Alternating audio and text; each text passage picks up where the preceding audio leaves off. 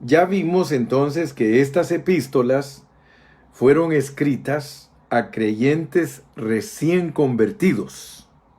El apóstol Pablo había pasado por Macedonia hacía más o menos un poquito de un año, y él se quedó allí con los hermanos de Macedonia por 3 semanas, predicando en Tesalónica. En ese tiempo, soberanamente, un buen grupo de personas, hombres y mujeres, se convirtieron a Cristo.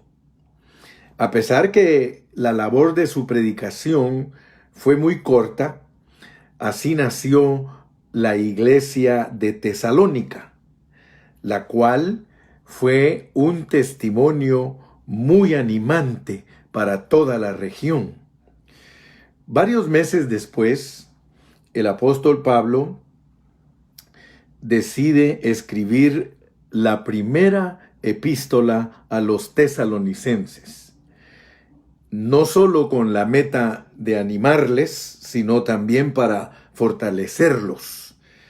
Y en ella se hablan de 3 características de la vida cristiana, las cuales van a ser nuestro enfoque en este día. Quiero decirles que esta epístola es una epístola muy refrescante, es una epístola muy preciosa. Yo quiero que ustedes vean, leímos de los versículos 4 al 10 y nos debe de llamar la atención de que de allí, de Tesalónica, se empezó a extender todo el evangelio.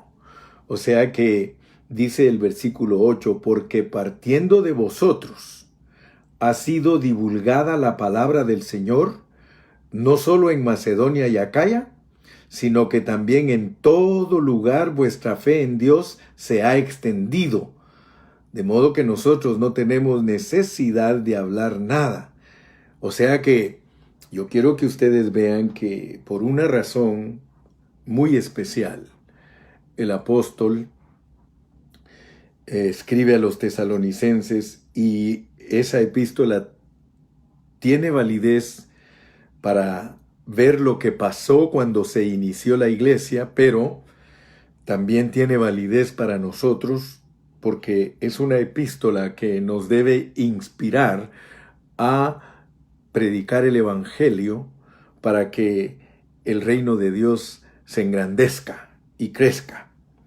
Ok, quiero decirles que los puntos de los cuales vamos a hablar hoy son básicos y son necesarios para vivir una vida de iglesia apropiada. ¿Para qué? Para el cumplimiento del propósito eterno de Dios. Pablo describe en los primeros 3 versículos 3 características principales de la vida cristiana. Vamos a volver a leer versículos del 4 al 10. Porque conocemos, hermanos amados de Dios, vuestra elección. Pues nuestro evangelio no llegó a vosotros en palabras solamente, sino también en poder, en el Espíritu Santo y en plena certidumbre. Como bien sabéis cuáles fuimos entre vosotros por amor de vosotros. Y vosotros vinisteis a ser imitadores de nosotros y del Señor, recibiendo la palabra en medio de gran tribulación, con gozo del Espíritu Santo. De tal manera que habéis sido ejemplo a todos los de Macedonia y de Acaya que han creído. Porque partiendo de vosotros ha sido divulgada la palabra del Señor, no solo en Macedonia y Acaya, sino que también en todo lugar vuestra fe en Dios se ha extendido, de modo que nosotros no tenemos necesidad de hablar nada, porque ellos mismos cuentan de nosotros la manera en que nos recibisteis y cómo os convertisteis de los ídolos a Dios para servir al Dios vivo y verdadero, y esperar de los cielos a su Hijo, al cual resucitó de los muertos, a Jesús, quien nos libra de la ira venidera. Con solo leer esos versículos, nosotros nos sentimos animados. Aleluya. Y gracias a Dios porque Pablo dice que los tesalonicenses eran amados de Dios y que habían sido elegidos por Dios. A pesar de que nuestra salvación se lleva a cabo cuando nosotros creemos en el Señor Jesús, es importante darnos cuenta que el origen de nuestra salvación se remonta a la eternidad pasada. Dios nos escogió y por eso estamos aquí. El hecho que Dios te haya escogido a ti, mi amado hermano, y a ti, mi amada hermana, el hecho que Dios nos haya escogido, eso es lo que hace que en esta noche tú estés aquí. Si tú no hubieses sido escogido de Dios, tú no estarías escuchando este mensaje en esta noche. Pero el hecho de que Dios te escogió a ti y tú un día aceptaste al Señor Jesucristo, eso ha hecho que ahora tú estés aquí con el hermano Carrillo, escuchando la palabra de Dios que te va a edificar y que te va a ayudar a crecer en tu vida espiritual. Muy bien, entonces quiero decirte algo, porque en Primera de Pedro, vamos a comenzar leyendo otro versículo. Vamos a Primera de Pedro, capítulo 1, Primera de Pedro, capítulo 1, y vamos a leer en el versículo 2. Primera de Pedro 1, 2. Quiero que veas cómo dice ahí. Elegidos según la presciencia de Dios Padre, en santificación del Espíritu. Fíjate pues, elegidos, todos nosotros los que estamos escuchando este mensaje, fuimos elegidos, que quiere decir también escogidos, según la presciencia de Dios. No es la presencia, sino la presciencia de Dios Padre, en santificación del Espíritu. Fíjate que si Pedro no mencionara esto, nosotros podríamos creer que la santificación de nosotros se lleva a cabo hasta que nos entregamos a Cristo y que empezamos a crecer en la vida de Cristo, porque la santificación es una acción de algo que Dios va efectuando en nosotros. Dios nos va santificando. O sea que cuando nosotros nos entregamos a Cristo y Él nos regenera, nacemos de nuevo, Él nos va santificando para transformarnos. Pero si nosotros solo ponemos atención a lo que sucede cuando ya nos identificamos como cristianos, pero no leemos esta declaración que hace Pedro, que fuimos elegidos según la presciencia de Dios Padre en santificación del Espíritu, entonces nosotros no vamos a entender que nosotros desde antes de la fundación del mundo, desde antes que nosotros nos identificáramos como cristianos, desde antes de nacer, nosotros ya habíamos sido, aleluya, elegidos según la presciencia de Dios y hasta ya habíamos sido santificados por el Espíritu Santo. Entonces yo quiero que tú veas que cuando estudiamos cada una de las epístolas, tenemos que entender el contexto bajo el cual los apóstoles nos lo presentan. En el caso de Pedro, él nos presenta algo que Pablo no lo dice. Pablo no dice que nosotros fuimos elegidos según la presciencia de Dios Padre en santificación del Espíritu antes de nacer. Él solo dice que nosotros fuimos escogidos y predestinados antes de la fundación del mundo. Pero ¿qué te parece? ¿Qué te parece que Pedro declara algo bien profundo de que nosotros fuimos escogidos y santificados? Mira, si seguimos leyendo, dice, para obedecer y ser rociados con la sangre de Jesucristo, gracia y paz os sean multiplicadas.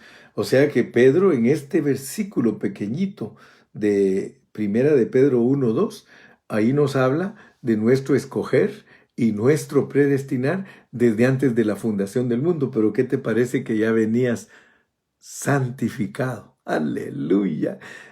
Tú me podrías decir, hermano Carrillo, entonces, ¿por qué yo los años antes de venir a Cristo, yo no pude experimentar todo esto que ahora estoy experimentando?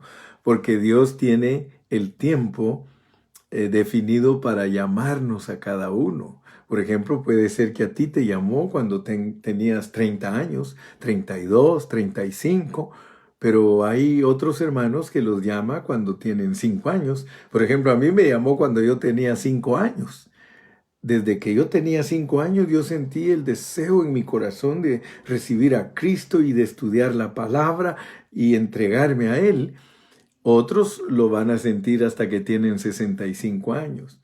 Es más, algunos hasta que están en una cama, en un hospital, aceptan a Cristo. Pero el asunto es que cuando uno confiesa con sus labios que uno recibe a Cristo, es cuando uno se está identificando con algo que ya había establecido Dios antes de nacer. No me preguntes por qué a ti te llamó tarde. Lo único que tienes que decirle es gracias, Señor, porque me llamaste. Bien, entonces vamos a desarrollar unos 2 puntos y luego vamos a entrar a la conclusión de este mensaje. Pero el primer punto que quiero que por favor veas es que Primera Tesalonicenses nos habla de una vida santa para la vida de la iglesia. Ahora que estamos en esta pandemia, algunos hermanos se han acostumbrado a que ya no quieren ir al lugar de reunión, pero recuérdense siempre que la vida de la iglesia es una vida de comunión. Eclesia quiere decir asamblea, o sea que nosotros somos gente que todo el tiempo estamos reunidos. Claro está que no nos reunimos como algunos que tienen reunión todos los días. Nosotros creemos que hay que ser prudentes y que a los hermanos no podemos obligarlos a que estén todos los días en la reunión. Por eso nosotros celebramos reuniones los viernes y los domingos y entre semana tenemos una reunión en los hogares para tener balanceado nuestro tiempo, porque muchas veces nosotros le damos más tiempo a las cosas de este mundo y no le damos el tiempo necesario a las cosas del Señor. Pero quiero decirte que ya vamos a regresar y recuérdate que siempre el pueblo de Dios tiene que estar cantando y predicando. Eso es lo que se hace en la reunión de los cristianos: cantar, predicar, orar, leer la Biblia. Así que nosotros somos gente que todo el tiempo está reunida. Ahora, yo quiero que ustedes vean lo que estamos hablando, porque en Tesalonicenses, en Primera Tesalonicenses, el apóstol Pablo nos habla de esta vida santa para la vida de la iglesia, la cual se construye. Mira cómo se construye la vida de nosotros como cristianos. Ponme atención, porque yo estoy enseñándote la palabra en este momento. Mira cómo se construye la vida de la iglesia, porque la vida de la iglesia tiene que ser construida, tiene que ser edificada. La vida de la iglesia, hermano, usted tiene que ponerle mucha atención, porque dice aquí cómo se construye. Vamos al versículo número 3. Al versículo número 3 de Primera Tesalonicenses. Dice: acordándonos sin cesar delante del Dios y Padre nuestro de la obra de vuestra fe. Ese es el primer punto con que se construye la iglesia. El segundo, del trabajo de vuestro amor. Y el tercero, de vuestra constancia en la esperanza en nuestro Señor Jesucristo. Entonces yo quiero que tú veas cómo se construye la vida de iglesia adecuada. Pero ahora, aparte de eso, ahora tenemos que entrar a los versículos del 4 al 10, donde se nos enseña cómo se origina esa vida santa. Fíjate, cómo se origina. Escúchame bien. Estamos hablando de cómo se construye. Se construye con la obra de fe, el trabajo de amor y la perseverancia en la esperanza. Y esa es la estructura. Y luego habla de la manera en que se origina esa vida santa, que es para la vida de la iglesia. Se origina mediante la predicación de la palabra. Vuelvo a repetirte. La vida de la iglesia se origina por la predicación de la palabra. Pero la vida de la iglesia se estructura o se construye por la obra de la fe, por el trabajo de amor y la persistencia o constancia o perseverancia en la esperanza a la cual Dios nos ha llamado. Ok, entonces, como estamos viendo que la vida de la iglesia se origina mediante la predicación de la palabra, por medio de la aceptación de la palabra que nos ha sido predicada, por medio de eso es que nosotros sabemos que nuestra vida cristiana tiene un origen. La vida de la iglesia tiene un origen. Y ya les mencioné que Primera Tesalonicenses nos muestra a nosotros, por medio de Pablo, cómo se debe de ayudar a los creyentes nuevos. Debemos presentarles la palabra de Dios, pero nosotros mismos tenemos que tener un modo de vivir. Si nosotros predicamos la palabra de acuerdo a el testimonio que está escrito aquí de cómo se originó la iglesia, nosotros nos damos cuenta que estos hermanos no solamente predicaron el evangelio, sino que ellos vivieron el evangelio. ¿Qué te quiero decir con esto, mi amado hermano? Te quiero decir que nosotros tenemos que tener una manera de vivir que corresponda a nuestra predicación, ¿verdad?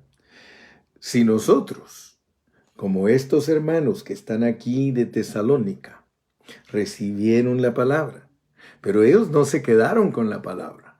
Tú te das cuenta que la fe de ellos se divulgó por todas partes. Dice que comenzando en Macedonia y Acaya, se fue a todos los lugares, a toda la región, y fue porque ellos, dice en el versículo 6, y vosotros vinisteis a ser imitadores de nosotros y del Señor, recibiendo la palabra mediante, dice, en medio de gran tribulación, con gozo del Espíritu Santo.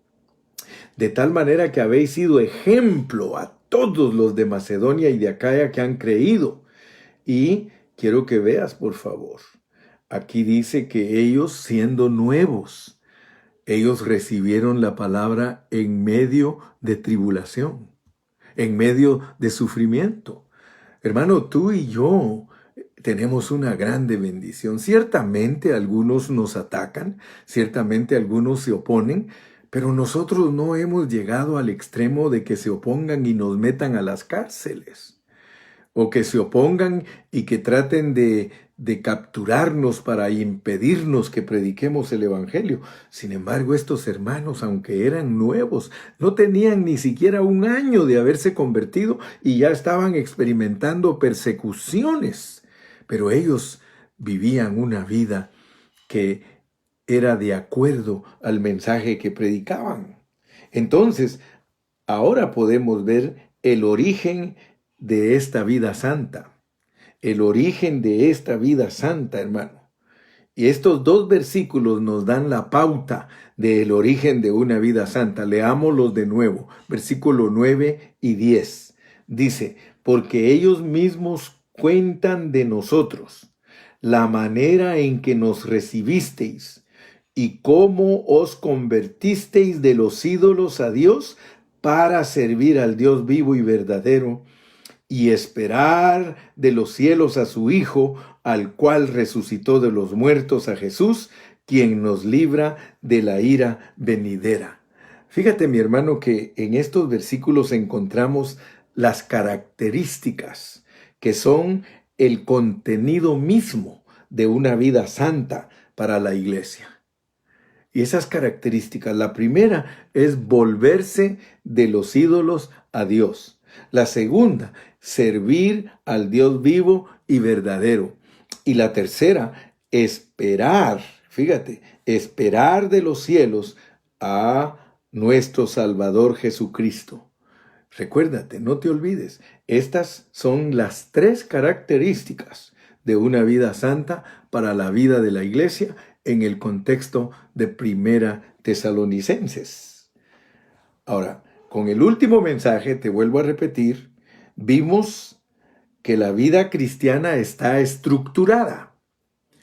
Ese mensaje nos sirvió para ver que la vida cristiana está estructurada, o sea que tiene una manera en que está construida, y es en la obra de fe, en el trabajo de nuestro amor y la constancia en la esperanza. Hoy estamos hablando que el origen de la vida cristiana involucra otras tres características. Si nosotros queremos entender el origen de la vida cristiana, nosotros debemos de saber que la vida cristiana se origina por medio de la predicación del Evangelio. El Evangelio produce en nosotros algo maravilloso. Cuando nosotros oímos el Evangelio, y por eso hemos insistido en que el Evangelio se predique en una forma pura, en una forma correcta. Y quiero decirte, nunca pienses que la gente no entiende el Evangelio. Porque muchos hermanos creen que la gente no entiende el Evangelio. El Evangelio lo entiende toda persona que nosotros le predicamos, y si se lo predicamos puro, ellos lo entienden. Escúchame bien, yo aprendí mucho de un maestro que siempre nos decía, nunca rebajen el Evangelio. El Evangelio nunca se lo traigan a las personas hasta aquí abajo donde están ellas. No, ustedes suban a la gente a donde está el Evangelio.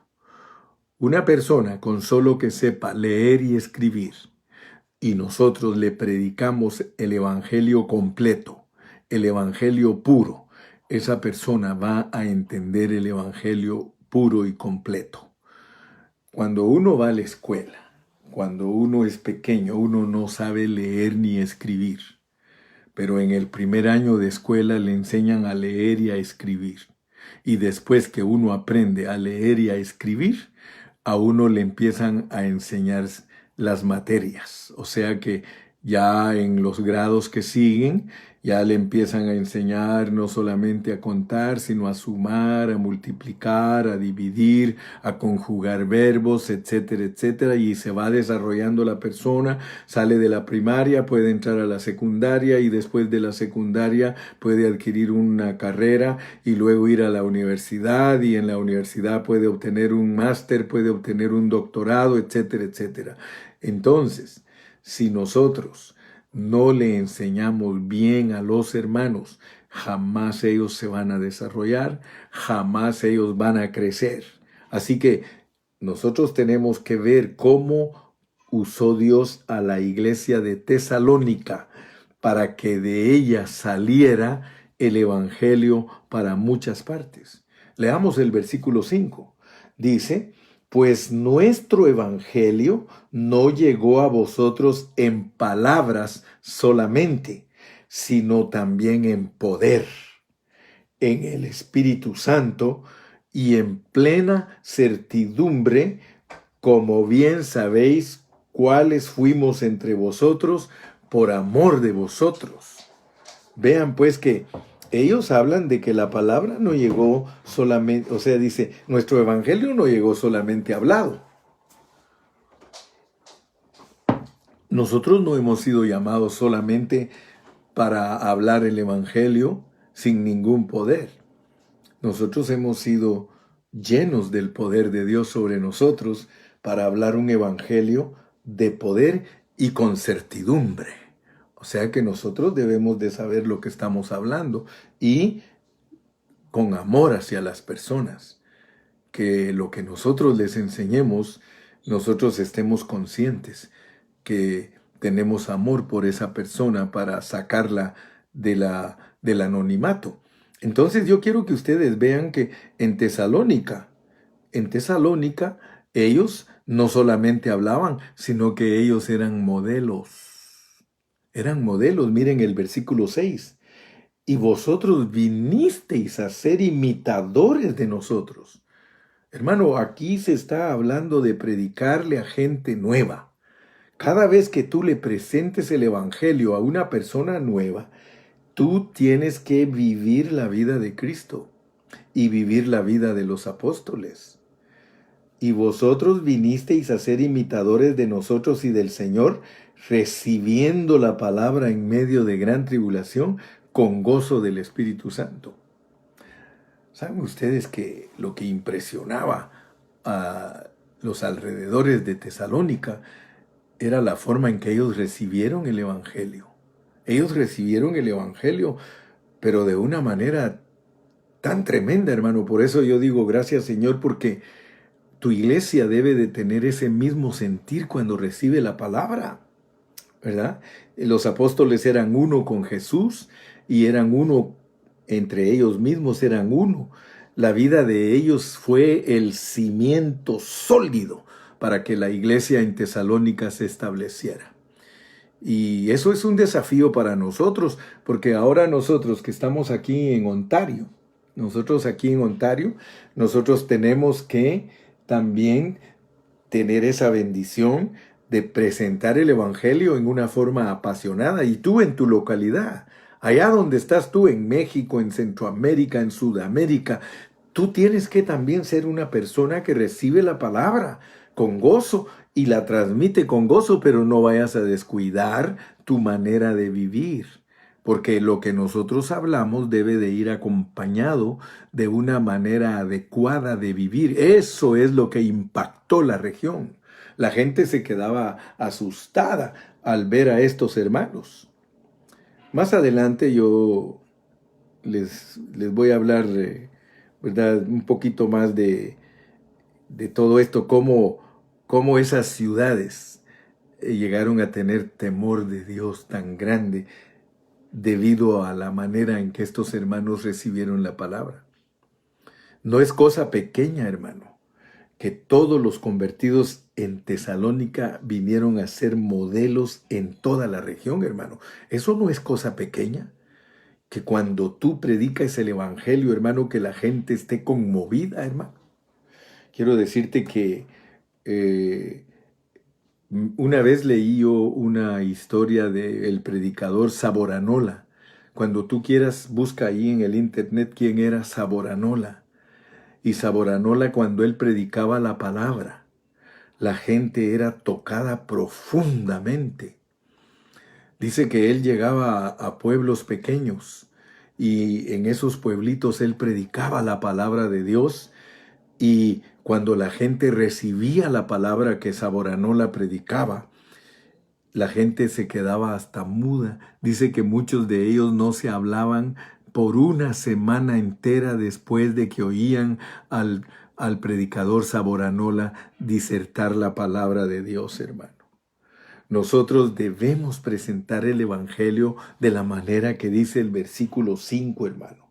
Pues nuestro evangelio no llegó a vosotros en palabras solamente, sino también en poder, en el Espíritu Santo y en plena certidumbre, como bien sabéis cuáles fuimos entre vosotros por amor de vosotros. Así que esto es un desafío para nosotros. Tesalonicenses nos está desafiando, hermano.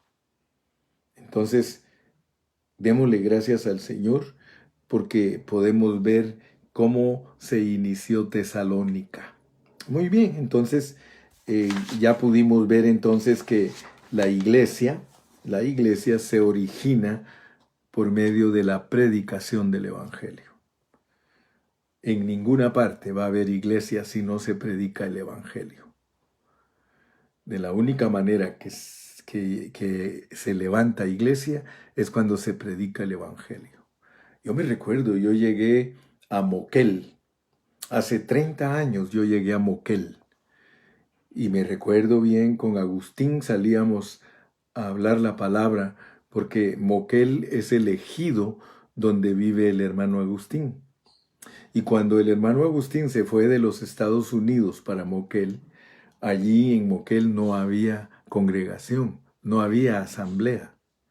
Entonces nosotros llegamos, yo fui a visitarlo, él me invitó, venga pastor, desde que estábamos jovencitos salíamos a predicar el Evangelio y sufríamos vituperio, nos querían matar, nos querían pegar, pero me recuerdo bien que en el ejido de él no había asamblea, no había iglesia. Ni siquiera la esposa de él se había convertido. Pero, ¿qué hicimos? Predicar, predicar, predicar, predicar, predicar la palabra, predicar la palabra. Hoy día, allí en el ejido de Agustín, ya hay asamblea.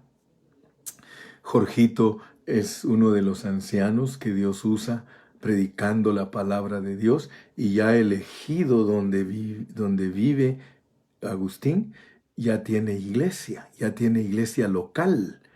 Y creo que ya tienen como 10 familias, imagínense, como 10 familias, fácil 60 o 70 hermanos. Y Agustín extendió esa palabra hasta Champotón, y ahí en Champotón también hay asamblea.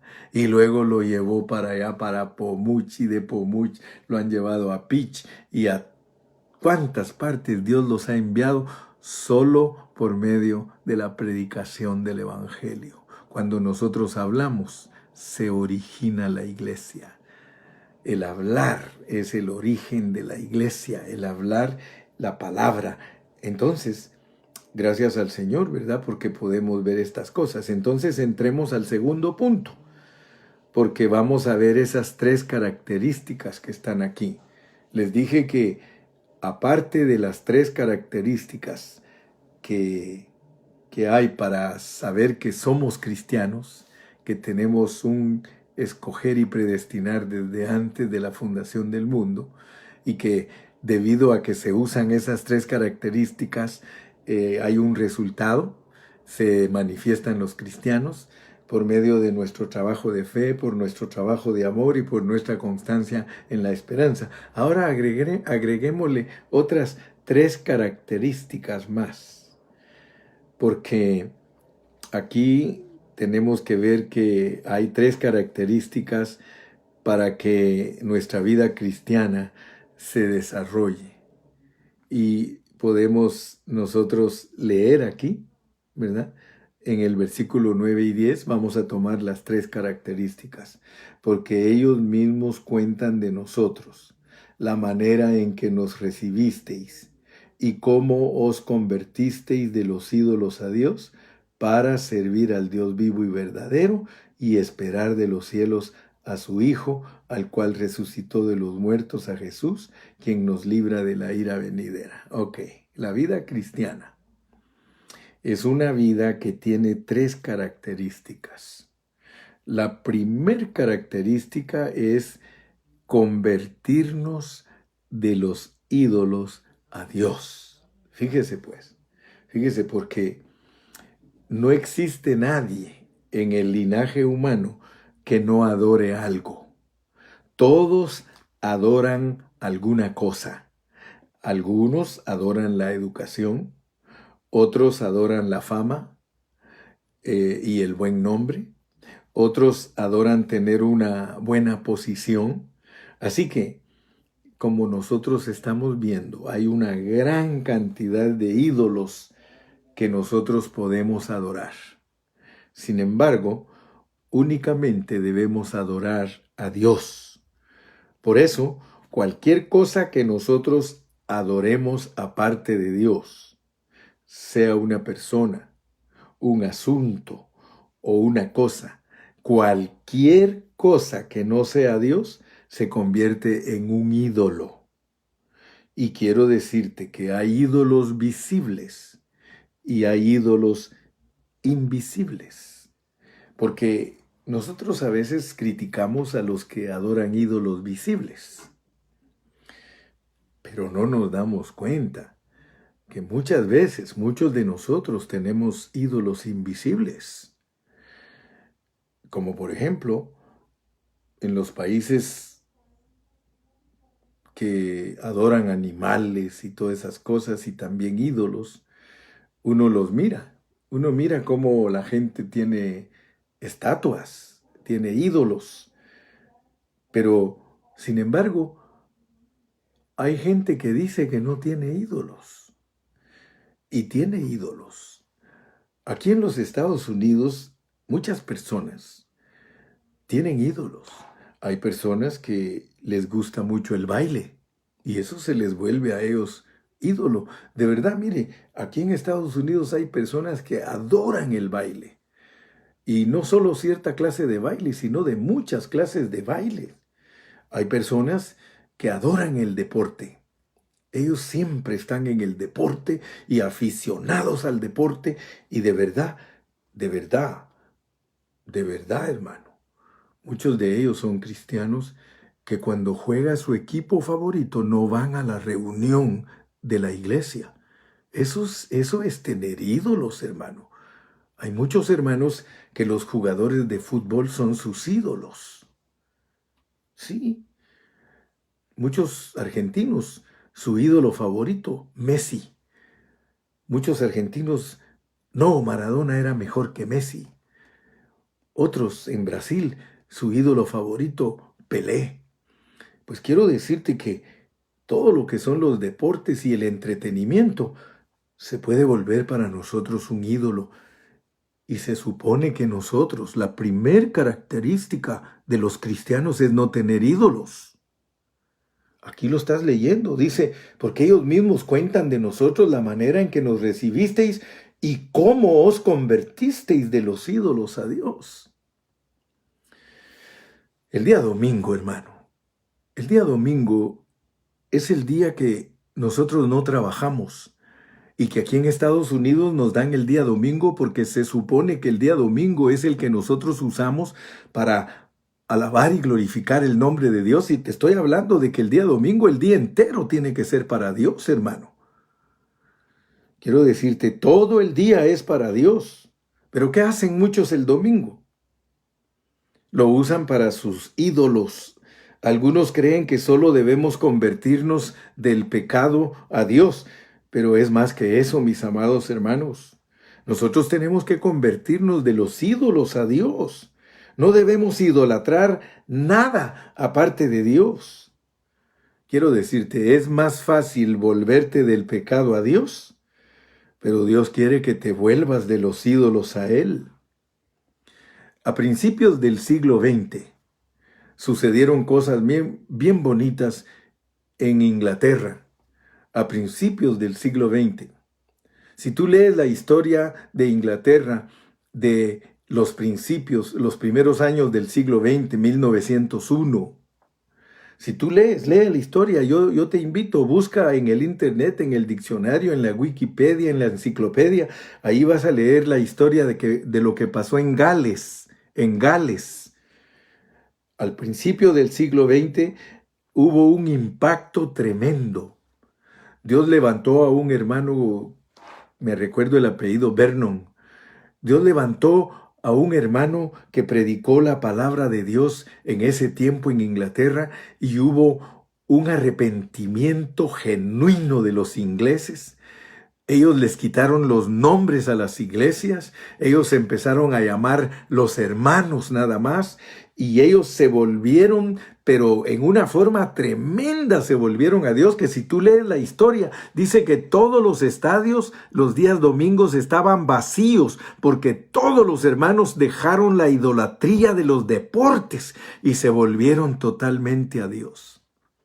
Mira, hermano, Dios nos está hablando a nosotros, hermano, porque muchos de nosotros tenemos años de ser cristianos y todavía cambiamos el día domingo por entretenimientos y cosas familiares en vez de estar en comunión con Dios, hermano. En vez de estar entregados buscando a Dios, nosotros estamos buscando otras cosas. Te aseguro que el día domingo, que es día de ir a la reunión y de ir a escuchar la palabra y de estar en contacto con tu Dios, muchos los encontraríamos en los cines, los encontraríamos en los estadios, los encontraríamos en muchas partes.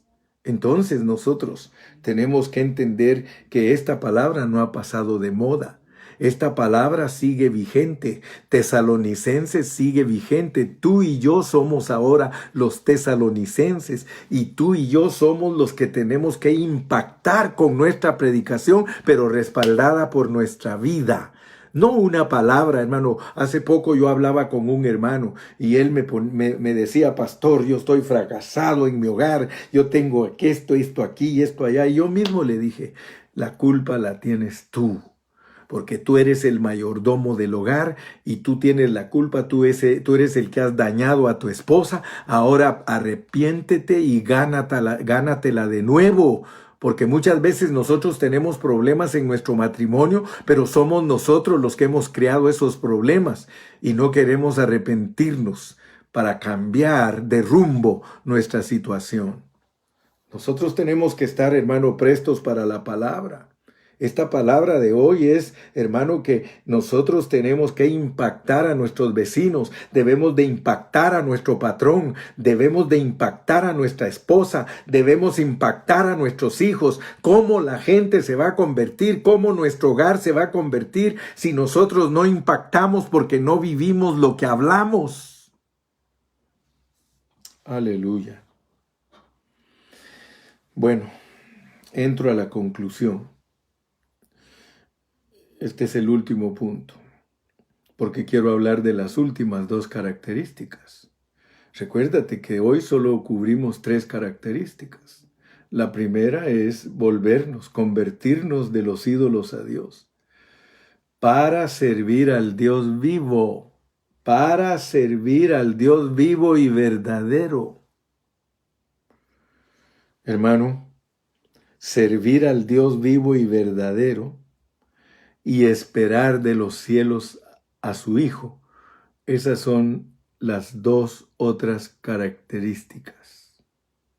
La vida cristiana debe tener como primera característica una vida pura, sin ídolos. Luego, debemos de servir al Dios vivo. Y te recuerdo que en los ídolos entra la familioidolatría, porque muchos hermanos idolatran a su familia. El día domingo, en vez de llevárselos a la reunión, participan en las fiestas de ellos. ¿Qué testimonio es ese, hermano? ¿Qué testimonio le vas a dar a tus hijos si tú te vas a las fiestas con ellos y a pasear con ellos los días que tienes que estar en la reunión? Ay, hermano pastor, usted es muy legalista, usted es muy extremista. No, hermano, yo estoy de acuerdo que podemos recrearnos. Sí hay tiempo para recrearnos, hermano. Claro que Dios quiere que tomes un tiempo para tu familia y te recrees, pero que no los hagas ídolos. No seas familioidólatra al grado de que por estarlos entreteniendo a ellos te olvides de tu Señor. Amén. ¿Sí? ¿Cómo podemos probar que nuestro Dios es viviente? ¿Cómo puedes tú estar seguro que estás sirviendo a un Dios viviente? Si Dios no fuera viviente, hermano, nuestra vida cotidiana sería diferente. La manera en la que vivimos es un testimonio personal, hermano. Él vive en nosotros.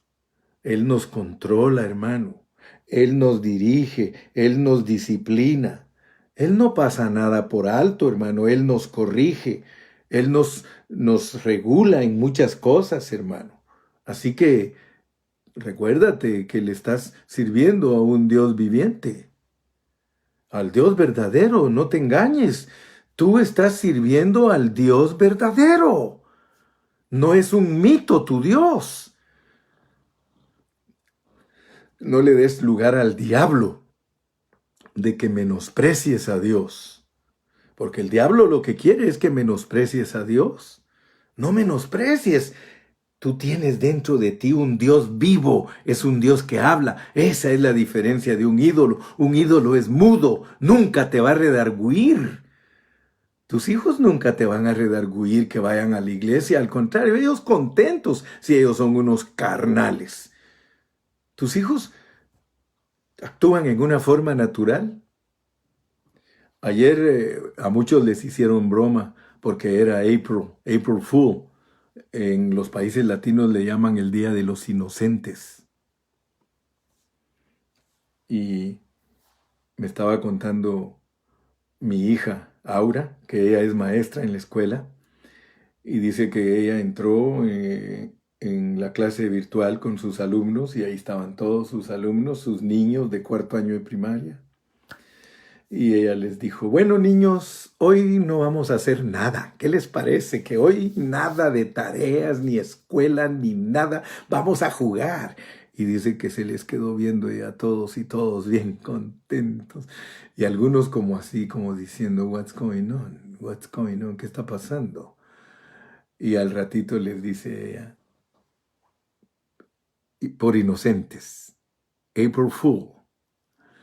Y todos, we knew it, dice, we knew it. Y ella les preguntó, ¿sería correcto que nosotros hiciéramos eso? Y dice que algunos le dijeron, no, teacher, no es correcto. Qué bueno que ustedes entienden que cuando estamos en clase tenemos que usar nuestro tiempo en clase. ¿Tú crees que vas a redarguir a tus hijos de la idolatría? Si tú les dices, hoy no vamos a ir a la reunión, hoy nos vamos de vacation, hoy todos a pasear. Para ellos, contentísimos. ¿Por qué crees que la Biblia dice, instruye al niño en su carrera y aun cuando fuere viejo no se apartará de ella? Porque nosotros somos los que tenemos la responsabilidad. Los ídolos jamás nos hablarán. Si nuestros hijos se vuelven ídolos, ellos jamás nos van a persuadir de que hagamos las cosas bien si a ellos les conviene. Para ellos es un gozo no hacer las cosas. Cuando yo le hablo a los jóvenes, anoche me tocó hablarle a los jóvenes y yo les dije, ustedes jóvenes tienen que hacer esto y esto y esto. Si ustedes verdaderamente quieren ser bendecidos de Dios, queridos jóvenes, ustedes tienen que saber que Dios va a derramar en este tiempo hambre y sed por su palabra. Y si ustedes no tienen hambre y sed de su palabra, ustedes van a perecer. El Dios vivo, hermano, el Dios vivo habla. Entonces mi punto importante, que veas ahorita estas tres características de una iglesia que cuida gente nueva, es que se vuelve uno de los ídolos al Dios verdadero y que sirve al Dios vivo y verdadero. Amén. Así que la tercera característica es una vida de esperanza. Dice, y esperar de los cielos a su Hijo, al cual resucitó de los muertos, a Jesús, quien nos libra de la ira venidera. Mira qué lindo. La gente del mundo no tiene ni siquiera la menor idea de lo que es estar esperando a Cristo. Pero tú que eres cristiano, tú tienes que ser una persona que está esperando que Cristo regrese. Aquí en Tesalonicenses ellos tenían problemas respecto a la venida de Cristo. Ellos creían que ya estaba a la puerta, que ya iba a aparecer en ese momento. Nosotros los cristianos no somos como los mundanos. Los mundanos viven como que aquí en esta tierra estuviera su futuro. Los mundanos creen que la meta es las cosas materiales. su esperanza está en este futuro. Para ellos su esperanza está en esta era. Nosotros no debemos poner nuestras esperanzas en este mundo. Trabajemos, hagamos el trabajo, porque aquí ustedes van a encontrar algo que muchos, al entender mal la venida de Cristo, ya ni siquiera querían ir a trabajar. En 2 Tesalonicenses vamos a estar tocando esos puntos, porque los de Tesalonicenses, como creían que Cristo iba a aparecer, y eso hacen muchos cristianos hoy en día, les dicen, mire hermano, Cristo ya va a venir. Entonces, ¿para qué casarme? O al revés, como ya va a venir, me quiero casar pronto. Hermano, ¿tú por qué no tienes hijos? Es que ya va a venir Cristo y ¿para qué quiero tener hijos chiquitos? Si dice la Biblia, ay de las que estén encintas cuando venga ese tiempo de tribulación. Hermano, nuestra esperanza no está en lo que se mira. Nuestra esperanza no está en este mundo. Tú no tienes puestas tus esperanzas en este mundo. Nuestra esperanza está en ver venir al Hijo de Dios en el cielo, mira, y esperar de los cielos a su Hijo. Todos los cristianos, yo te dije que desde que uno se convierte a Cristo, entra en uno una sensación de que Cristo regrese a esta tierra. Gloria a Dios. Entonces, no vayas a ser tú como los del mundo que su esperanza la tienen puesta en las cosas materiales, hermano. No. Dile al diablo, dile a los demonios, dile a los ángeles caídos, mi esperanza está en el que viene de los cielos. Mi esperanza está en el que viene de los cielos. Nosotros todos debemos de ser un testimonio glorioso y en toda la tierra deben de saber que estamos esperando al Señor. Qué bonito cuando tú le dices a la gente, yo estoy esperando que Cristo regrese. Y la Biblia dice que la corona de la vida se la va a dar a todos aquellos que aman su venida. Hermano, yo amo la venida del Señor. Claro que la amo. Yo he entendido, hermano, que Cristo tiene que venir primero en mí. Pero eso no quiere decir que no amo su venida, hermano. Así que seamos sencillos. No nos aferremos a esta era, que esta tierra no sea nuestro destino y futuro, sino que entendamos que nuestro destino y futuro es Cristo. Así que se vea en nosotros esta clase de vida que testifica esas 3 características. Que esas 3 características del mensaje de hoy, hermano, se vean en nosotros, que sea una realidad esto que estamos hablando, que nosotros no tengamos ídolos, que nosotros que sirvamos al Dios vivo, que es un Dios que no nos tolera nada y que nos corrige y que nos hace ver la manera correcta de hablar con otros y que estemos esperando la venida del Hijo de Dios desde el cielo. Que Dios te bendiga, y si estas 3 características están posesionadas de ti, aleluya, se te van a ver muy claramente. Dios te bendiga. Oremos. Padre, gracias en esta noche por la bendición que nos diste de entregar el mensaje.